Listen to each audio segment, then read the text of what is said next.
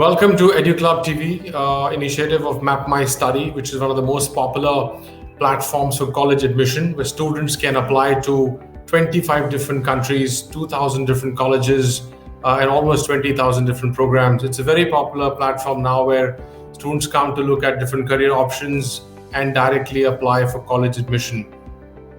As part of our series, we are talking to a lot of senior delegates from the Indian education sector, from the high school and the university sector.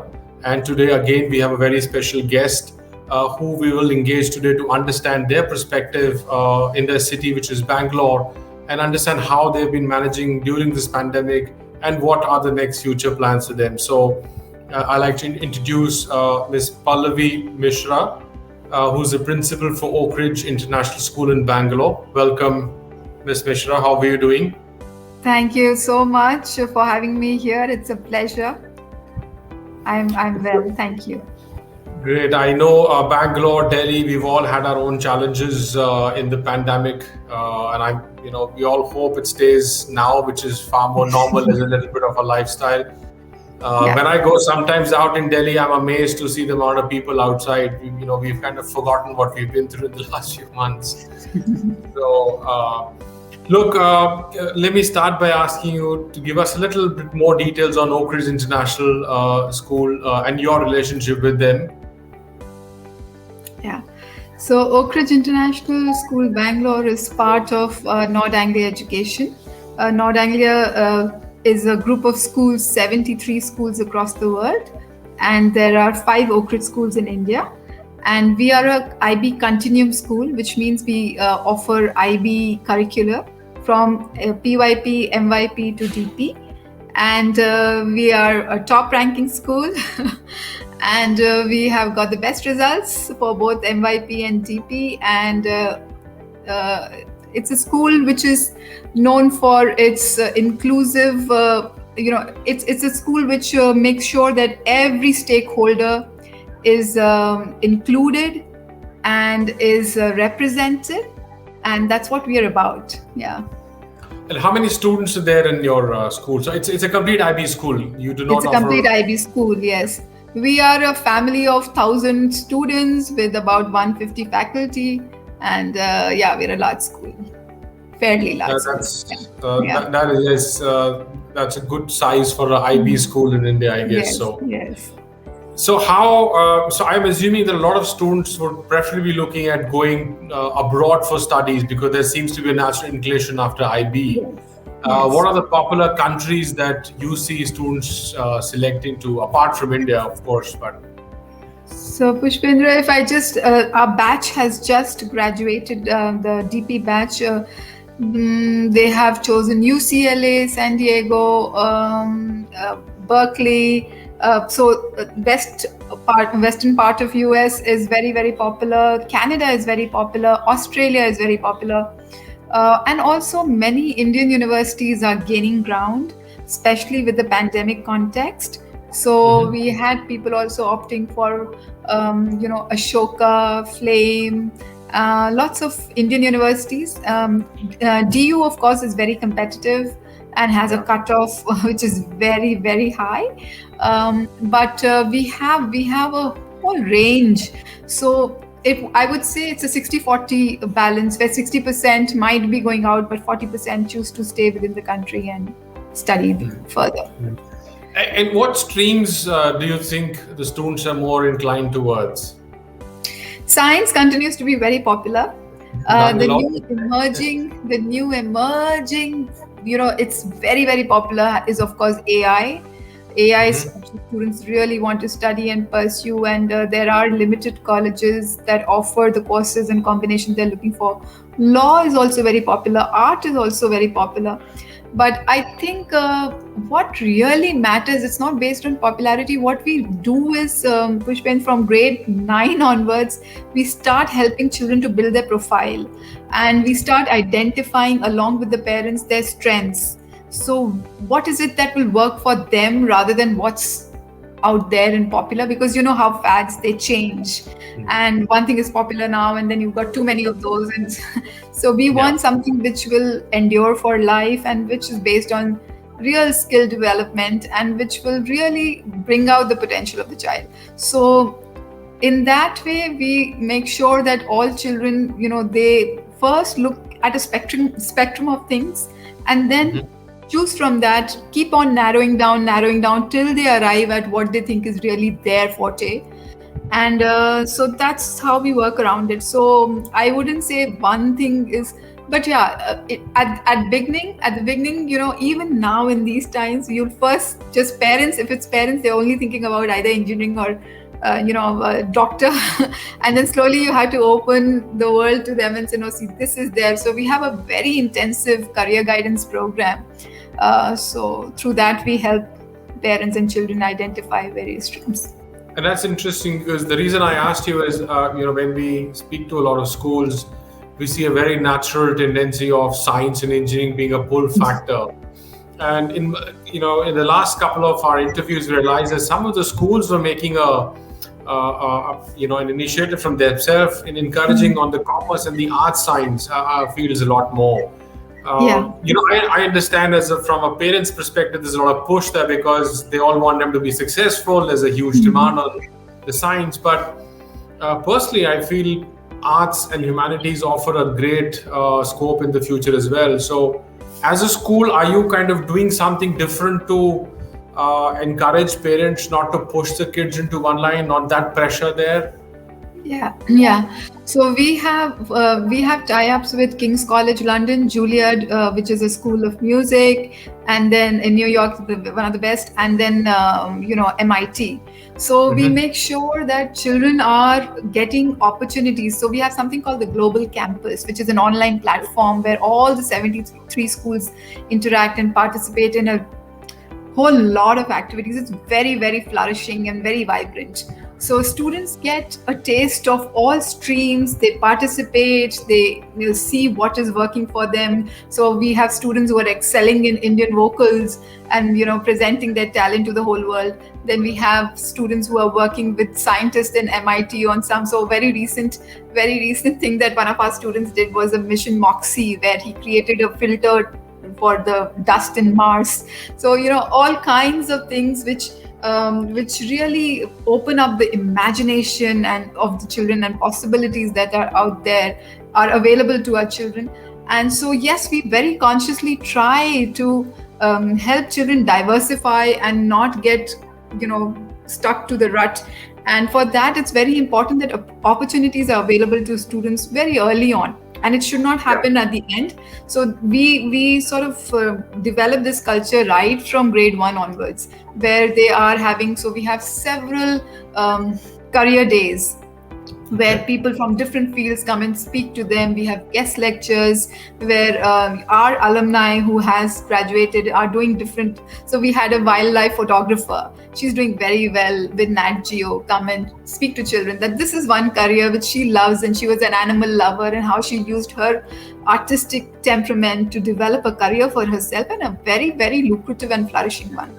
So these things may not easily come to parents. These are things which you really have to create an environment for and a culture for from the very beginning. And that will only happen when people are willing to experiment, take some risks, step out of the comfort zone. So all that is part of the IB curriculum. So that's why it's very conducive to this growth mindset. Interesting. And something you mentioned earlier about parents also, and we know parents play a very key role when it comes to the stream selection and what they want to do. And I'm sure that happens a lot in your school as well.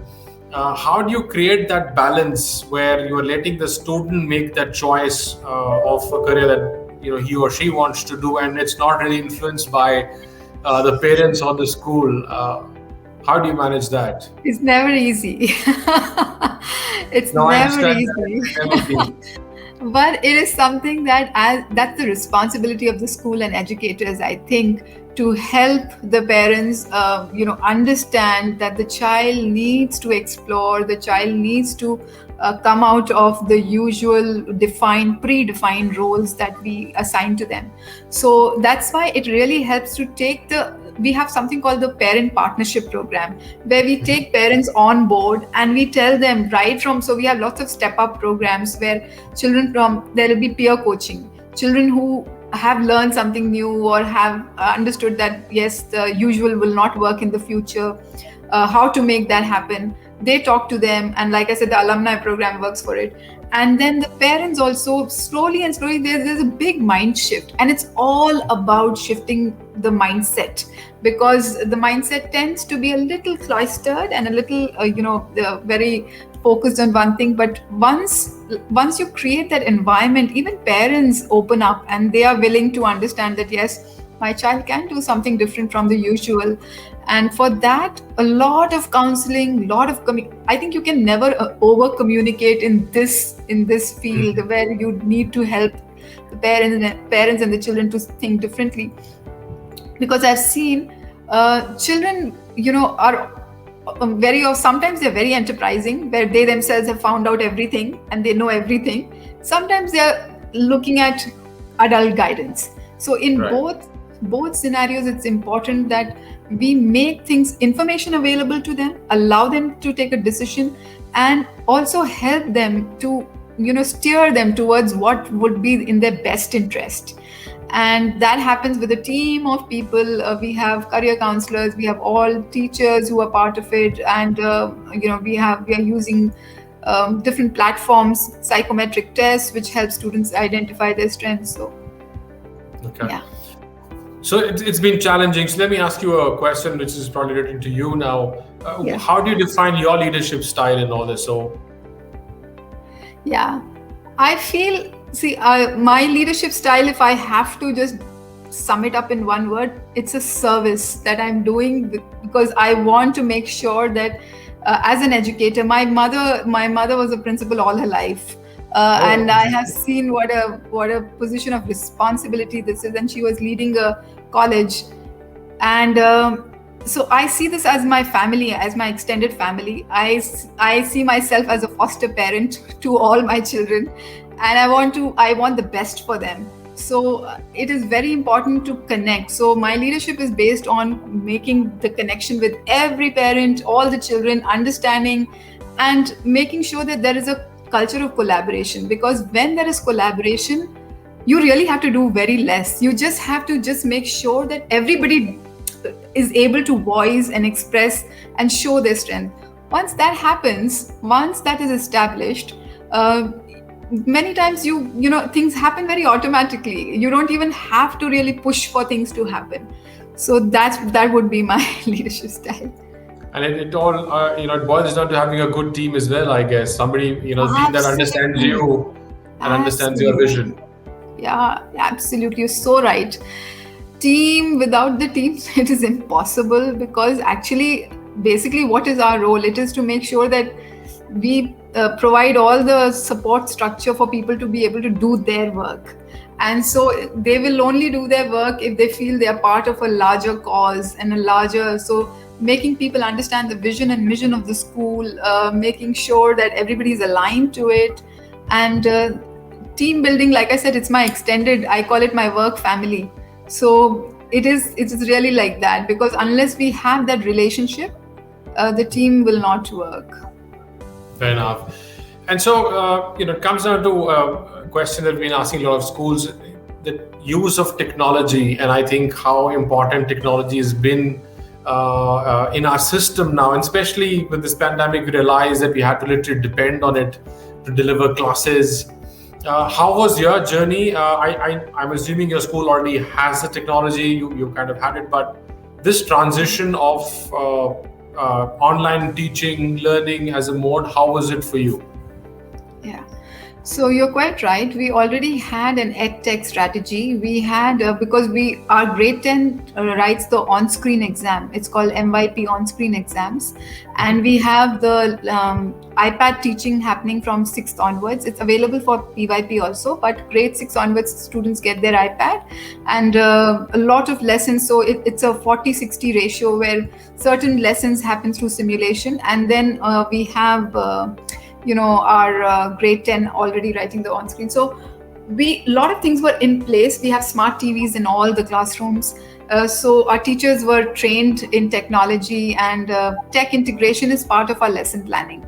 So our transition was smooth, but that is not to say that it was easy, because having all the tech infrastructure in school and making it available to teachers teaching remotely was definitely a challenge. So at first we had to make sure all teachers are given, we upgraded everybody. So we provide laptops to all teachers. So we upgraded the laptops immediately. We also provided them with stylus, pens and pads, so that children get the feel of black whiteboard on the screen itself, when the teacher can write and she does not have to try and put a board and put a camera and all those permutations and combinations you see in messages. So it's much more easier for the teacher. And now we have gone a step further. We are launching, it's already been launched, which is called DNA. It's called Digital Nod Anglia, which is very, very futuristic and far ahead of the game. And it is being done under Dr. Rose Luckin, and Simon was part of it, who was from BBC. And this strategy is something which will help minimize teacher work, not replace, but minimize teacher work. So we've already launched, for example, this year we launched Century Tech. Century Tech is, again, through use of AI, the teacher will be able to track which students enjoy taking notes, which students don't you don't want to take notes, which students catch on fast to an idea, don't. So all those data readings, which will simplify the work of the teacher so it will create a balance of intuition and logic, and it will allow to have better results, cater to differentiated teaching, because different ability groups are there, and sometimes when between teacher and students there can be bias, there can be prejudice. You think that this kid is good, you keep on asking. Whereas Century Tech will eliminate that, because it is very self-directed learning. So it's a tool where children can go on self-assessing themselves without any fear of failing, because they are getting the answers as they are, and it's very, very self-driven. And teacher gets the data and she knows what the student is doing. So we've introduced Century Tech. We also introduced Calido, which is another tool which is approaches to teaching and learning. So Century Tech is assessment driven. Calido is skill driven. So a combination of these two things will really help our teaching and learning to go to the next level, and also our students, because our students will get a lot of it'll be a lot of voice into what they are doing, what they are choosing to learn, how they're choosing to learn at their pace. So that's what we've done recently. So how, it's very, very interesting and certainly very futuristic. So it's a lot of data capture, I guess. So I'm assuming that there's a lot of analytics that goes back for every student, trying to understand their own personal behavior and trying to match up and kind of formulate. Yeah. You think your teachers will be able to do that, or they're going to go through a massive training as well? Because there's a lot of understanding to go through this, right? Absolutely. And that's what I thought, that how will our teachers catch on to it? But they've surprised me once again. We've had 2 orientations for them.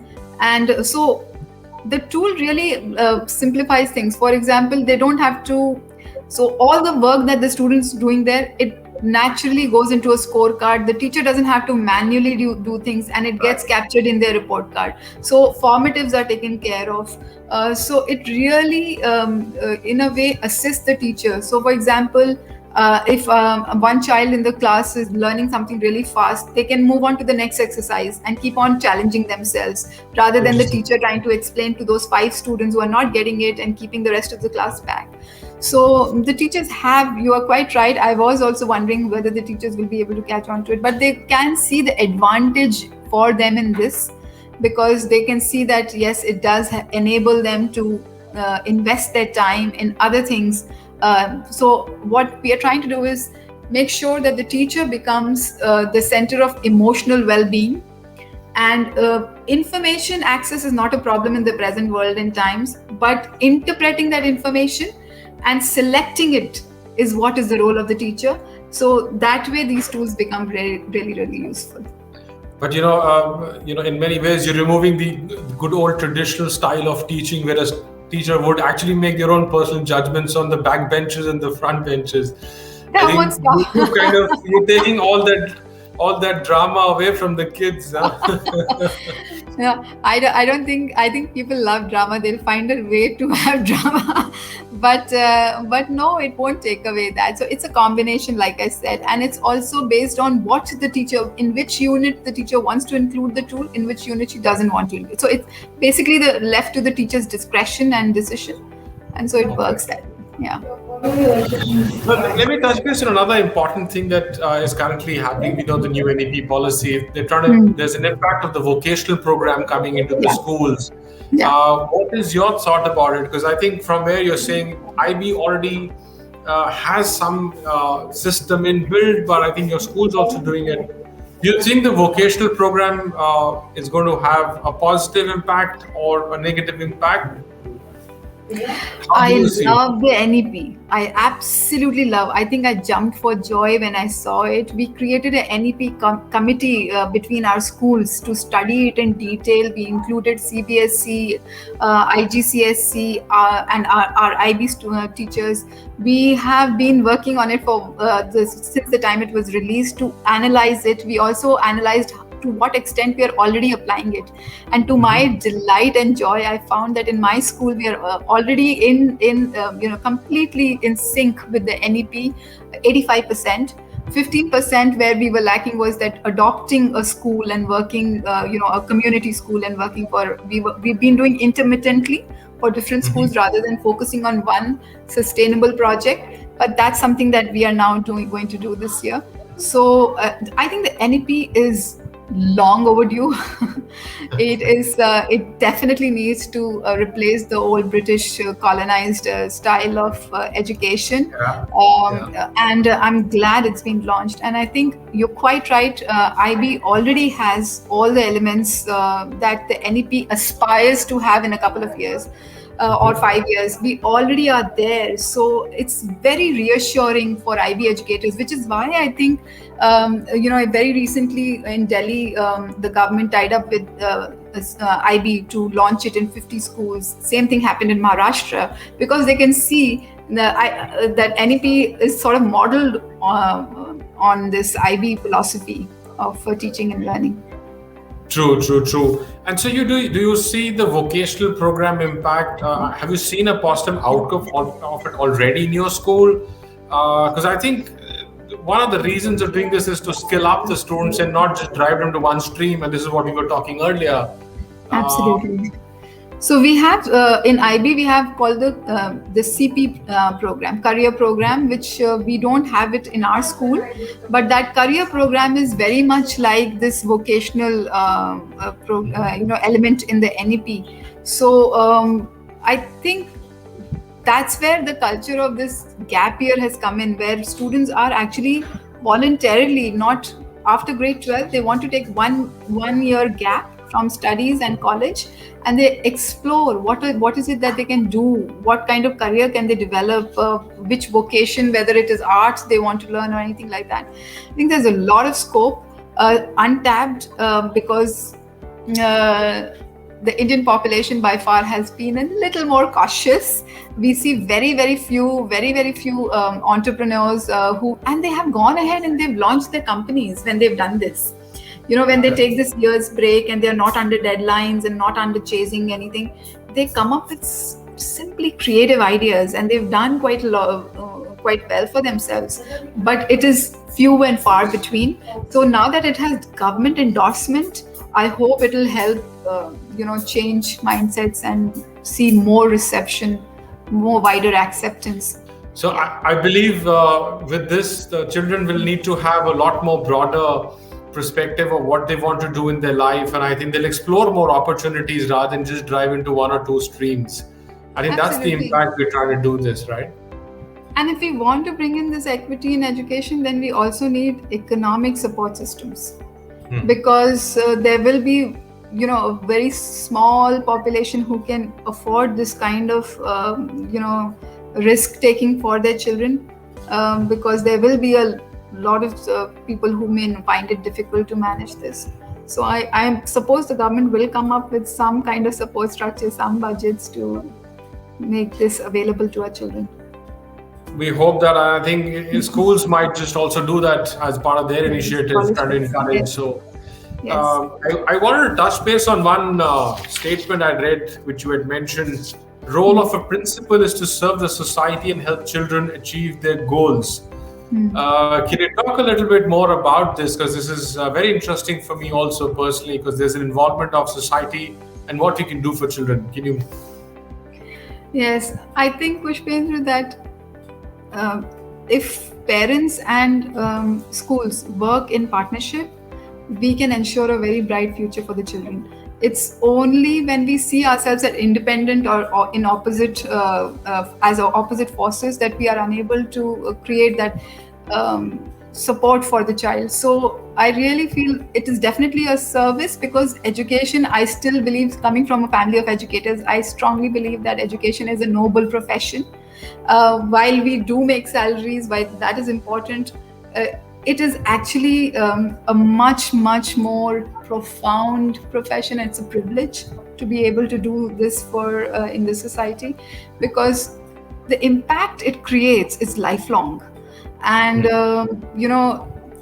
it is very important that just as Finland has overhauled their education system, has become the best because they really value the teachers.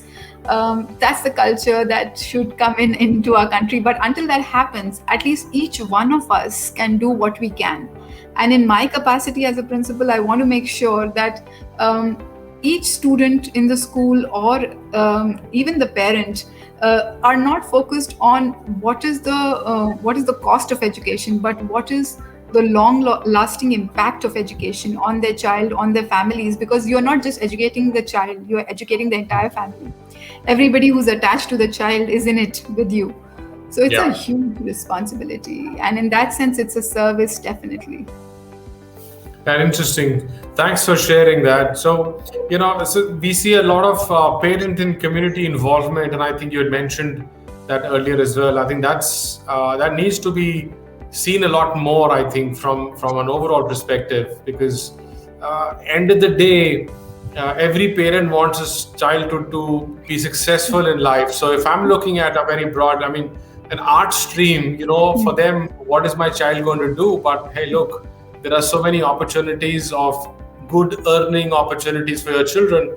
I think once the schools are able to portray that and show that to the parents, I think that's where the shift could happen. Do you think that's something that's a brilliant point? Do? That's a brilliant point, and I think you've just summed it up so well. That's absolutely what schools should do. Rather than just repackaging the old information, we have to open up new vistas for our students, for our parents, and that can only happen when the school also looks at the big picture and is also anticipating what is in the future. Only if we are looking at that, if we are not just having this blinkered vision of this year's result, next year's result, how many students in NEET, how many students in, if we are not just looking at this number crunching and are able to envision how education will unfold, how careers will change in the future, how the world is evolving, and how our children can help change the future. Once we start seeing things like this, we can definitely create a culture where students will see art and culture, I think, is the future, because while everything else can be managed by machines, it is the human intelligence, it's the emotional intelligence, which is going to be the big, the big differentiator. Yeah, totally. I totally understand. And I think I personally feel that schools should play an important role now and encourage this a lot more in their own system. And I think only then the change will happen. It's very difficult to break the thought of a parent. They come under a lot of pressure from different factors, but some of the schools could play a good role in that. Look, so a question, creating happiness. We know that, schools can create happiness and joy for students. We feel that. Is your school able to do it? And do you think it's important for every school to look at this as a perspective? Yes, so Pushpendra, I feel that happiness is not created or is not a consequence of anything. Happiness is within us. And there are so many $1 billion of research which is done on how to make people happy and how we can be happy. But rather than doing that, I think if each person focuses. So I encourage my teams to meditate. I encourage children to meditate. We talk about meditation. We look at how we can, this is a rich, very rich art of our culture, of our country, that is being completely appropriated by the West, and all kinds of different meditations are coming. Whereas, the simple meditation where you just spend 5 minutes after getting up in the morning, you're just looking into yourself, you're looking at how I can change in any given situation, how I can do the right thing. So you are not pointing fingers at anybody else. So I think the change begins with myself, with how I can change. When I change, that change has a ripple effect on everybody else, and the children change, the parents change, the teachers change. So I think as the leader of the organization, I work upon myself very, very seriously. For the last 6 years, I've been practicing Raj Yoga meditation. And I think in every situation I reflect, how could I have done something differently? If I were to do this again, I revisit the situation, make sure that I'm never the cause of any, I should be the person who should be able to resolve the conflict, not initiate any conflict or misuse power in any which way. And that is what I want our teachers to understand, that when a student is with you, it is somebody's whole world. It's a family's whole world. That's not just one student. And that can only happen when you ignite that human element within yourself, and you don't see your profession as just another thing that you have to finish or earn money from. That's why I really feel, going back to your question, that happiness can be created if we choose to be happy.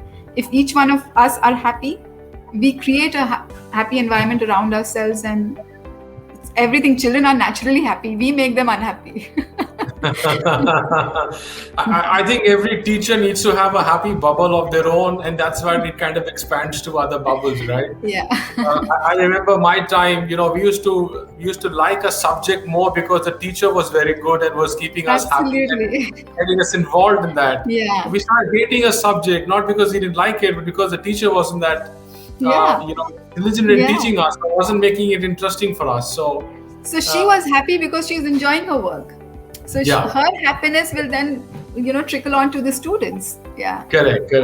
I think that's also there, the little bubbles that we can create of ourselves. Yeah. Look, I want to touch base on another important point, and we know largely our society has been there. There are a lot of Bollywood movies made on this, choosing the wrong career after, and I didn't want to be an engineer, I want to be a photographer, blah blah blah. Mm-hmm. And I know that the schools play a very important role in it. Somehow, consciously, subconsciously, we don't agree to it. We're not able to manage it. But do you have systems in place where you're able to kind of understand student, help them in a better career planning, choose the right stream so that they have a positive outcome? Yes. So in terms of systems, we definitely, like I mentioned, we start doing step-up programs. Step-up programs is essentially helping any grade level to move to the next level through their peers. So peer coaching is one methodology we use. Second is we have career counseling happening from grade 8 onwards, not happening at 11th and 12th, but grade 8 onwards, because parents and students start meeting the career counselor, start understanding what are the options available out there. Because if at that level we start opening the world to the children, they think differently.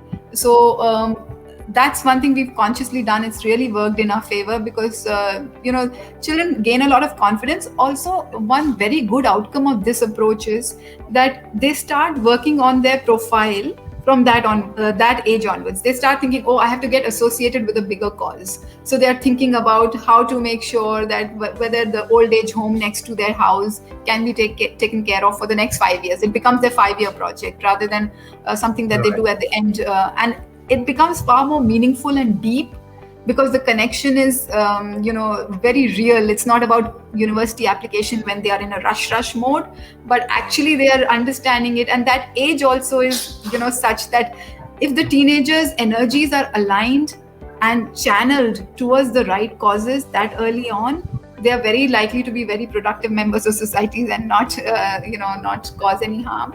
And so this is the second thing we do. We have this career guidance happening that early on.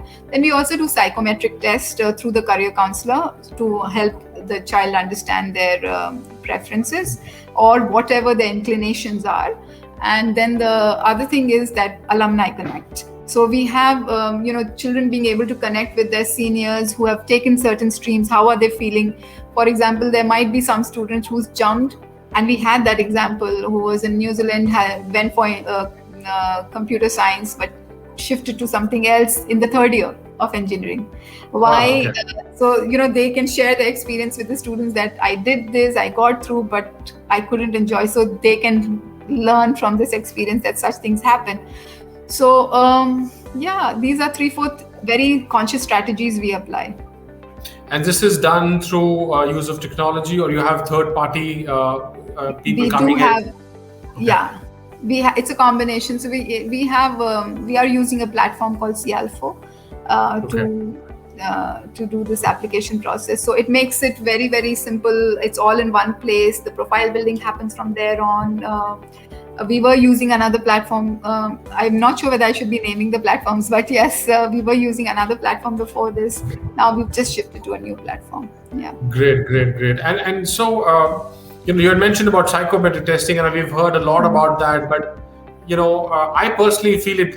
It's all algorithm based. So, how true can a psychometric test system be to really understand me as a student and say, look, that's your outcome? Somehow I'm against it, not in the bad way, but what is your thought on that? Right. You're quite right. They're not foolproof, and they definitely have, certain things which will just fall through the gaps. But sometimes they do help. So we use something called GL-CAT4 assessments. GL-CAT4 assessments start from grade 2 for us, and that's another way we identify strengths of the students in different subjects. So, for example, we often have students who think they're not good at math, but the test will show that they're very good at intuitive math, but this is the area they are having problem in. That kind of minute data reading we have. And then psychometric tests are definitely helpful for students whose energies are very scattered. They don't know, because there is a group of students who are all over the place. So it just helps bring things together, and then from there they can select and choose. It's not a prescriptive thing. It's very diagnostic. So I think it should not be taken as a true sense that is exactly what I need to do. I think you still need to engage with experts, counselors, and maybe mentors from industry to understand what your line, your path should be. Yes. And that's where we feel it is. Great. Look, my last question to you would be to ask, what would your statement be, or how would you inspire the current youths? What would you say to them in the current scenario and for the future plan? My statement would be in Hindi. Swa parivartan se Vishwa parivartan. Change yourself to change the world. Oh, that's beautiful. So if you want, before trying to be a global citizen, before trying to do something very revolutionary, ask yourself, are you doing what you're doing is right? Look into yourself, work upon yourself, and then try to do the bigger things, because then those things will happen very effortlessly. It's only when we are so preoccupied by what's happening outside that we shut our inside and we're only looking at outside frantically and just chasing things, when somewhere half the down the road we figure out, oh, this is not what I want to do, and frustration sets in and depression sets in. So I really, keeping the well-being, emotional well-being in the mind. In the present generation, they are very, very lucky. They have everything. Most of them, that is coming from certain lifestyle groups, they have everything, but they are missing this element of self-knowledge. So they really need to first understand themselves, check and change themselves, and then change the world. That's beautifully put.